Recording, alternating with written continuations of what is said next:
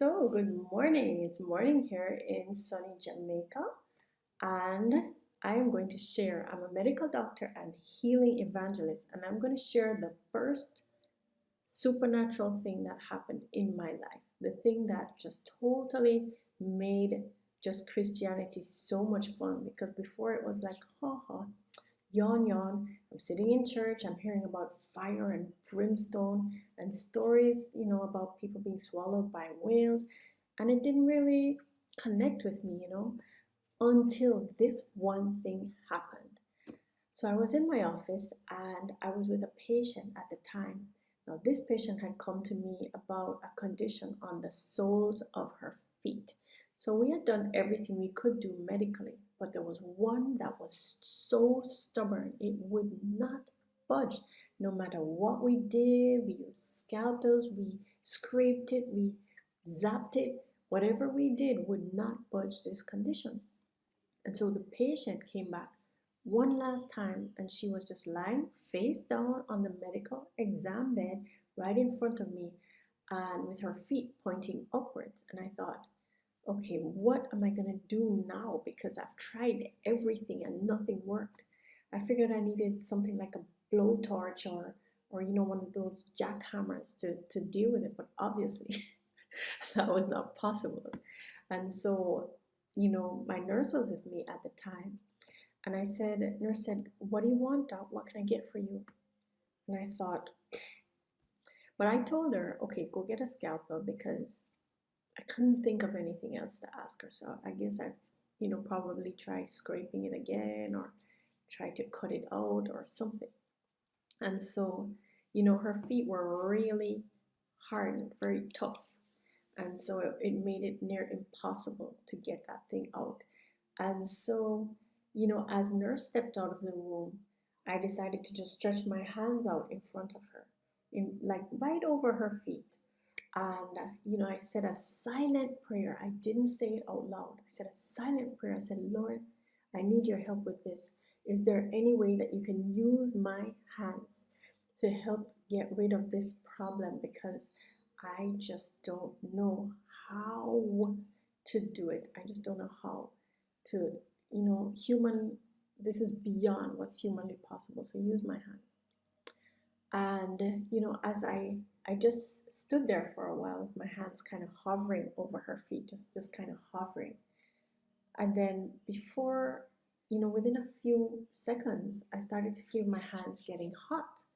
And I thought, well, maybe I'm allergic to something. And I started going through my lunch menu. What did I have for lunch? Did I drink anything with preservatives? What did I have that I could be allergic to? And it just, I couldn't think of anything. But as I was thinking, with my hand stretched out, I noticed there was this orange glow between my hands and her feet. Now, I really did not share this story for many years because I thought, surely people are going to think I'm nuts. But now, with the internet and people are really sharing more openly, I feel comfortable. I've shared it with just a few people at first, and they were just blown away and marveled at God. And now I am just freely sharing it because whatever, you can believe it or not, but it really happened and I know it did. So I'm just sharing. For those of you who understand that we have a supernatural God, let me continue. So what happened was that there started to be this orange glow that started to materialize between my hands and her feet. And I was like, what is this now? So my brain, being the scientific brain that it is, started to figure, is there a reflection from one of the walls? Is it sunset already? Is it time for sunset? And I, checked to see if there was a light bouncing from anywhere that would explain this. And there was nothing that could explain what was happening. Nothing could explain what was happening. And, as I was there, I was about to become really confused at this point now when the patient started to kick her feet and yell and say, Doc, you're burning me. It burns. Why didn't you warn me? It's burning. And I thought, I just pulled my hands back like this. And at that moment, my nurse came in with the scalpel and she said, "Here you go, doc." And I thought, at this point, I was just mortified. I said, "Nurse, it's okay. We won't be needing that." I spoke to the patient. I said, "You know what? If you still have this issue, give me a call in a week time." And I just left both of them in the room by themselves, because if the patient had looked back, she would have seen that I did not actually have any instrument to have burnt her with. And so I'd have been in a bit of a pickle, explaining that. And so I just left both of them there. Nurse, to this day, I don't think she knows what happened. But I got by myself, and while I was just in my own little space, my own little room, outside of the surgical room, I said to myself, okay, how am I going to explain this to my husband? Because I'm a newlywed. He's going to think that his wife, that he thought was totally perfectly sane, is now off the chart. She needs to get a psychological assessment.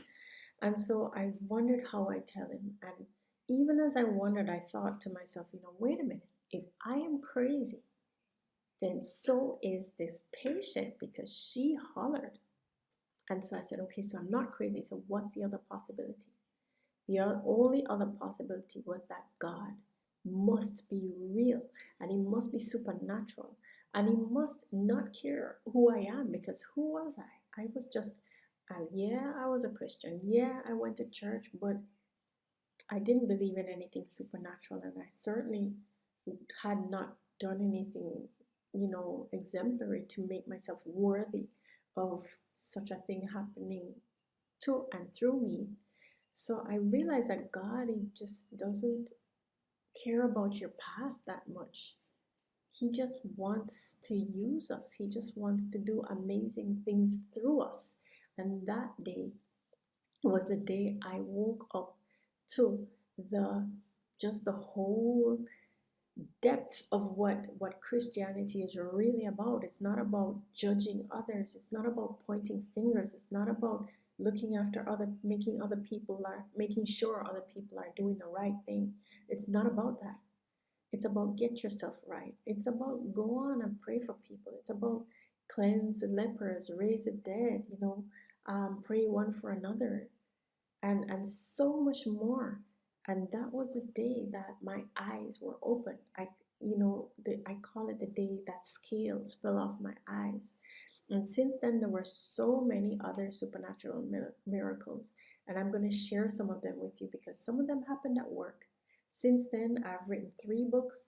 I've become a healing evangelist. I lead a ministry called the Healing Rooms Jamaica, and I've taught several groups of people about how to operate in healing. I've helped many patients who nothing else worked for in my medical practice. I mean, it changed the way I do medicine, to recognize that there are things that can block a person's healing. I mean, it just blew my world wide open, and life has become so much more fun now because of just my relationship with God and my relationship with the Holy Spirit like that. He's like a friend that you can't see, who just wants to work with you to do things. Now, since then, I haven't had another one of those episodes with the beam of light and so on. Not in that way, which my friends, jokingly call my laser beam hand story. But it's just so much fun. So I'm going to share a story about the time in my next video, about the time when I was translated somewhere else, and that video is just gonna blow your mind. So if you want to hear more of my stories, on any topic relating to how to be a Christian in today's day and really get results when you pray, then please subscribe to this channel, click the notification bell, and share a comment and let me know what you'd like to hear more about. Okay, so I'll see you in the next video. Take care now. Bye.